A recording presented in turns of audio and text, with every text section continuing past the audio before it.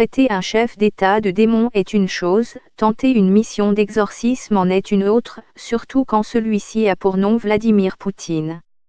Un chaman sibérien qui voulait bannir le démon Vladimir Poutine a été envoyé dans un hôpital psychiatrique. Syrie, Trump menace ouvertement Poutine. Je n'ai pas de smartphone. Alexandre Gabaïkov, qui avait commencé en mars sa marche et prévoyait d'arriver en 2021 à Moscou, a été interpellé dans la nuit de mercredi à jeudi dans la République russe de Bouriatie, en Sibérie orientale.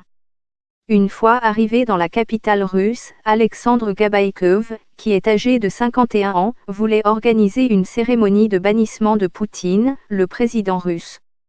Dieu a dit qu'il était un démon. La nature ne l'aime pas. Là où il est présent, il y a des cataclysmes et des actes de terrorisme, avait déclaré le chaman sibérien à la chaîne de télévision d'opposition Doj en juillet. Après l'interpellation, M. Gabaïkov a été renvoyé dans sa région natale de Yakoutie, où il est recherché pour avoir commis un crime, selon la police.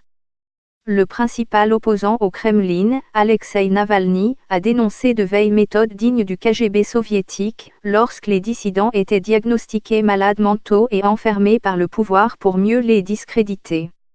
Vendredi, M. Gabaïkov a été envoyé dans l'hôpital psychiatrique de la République de Bouriatie pour des expertises, a déclaré l'antenne du ministère russe de la Santé en Yakoutie dans un communiqué. Si des pathologies sont détectées chez le patient, nous sommes prêts à lui apporter une assistance médicale de qualité, précise le ministère. Le porte-parole du Kremlin, Dmitri Peskov, a pour sa part assuré aux journalistes ne pas connaître les détails de l'arrestation du chaman.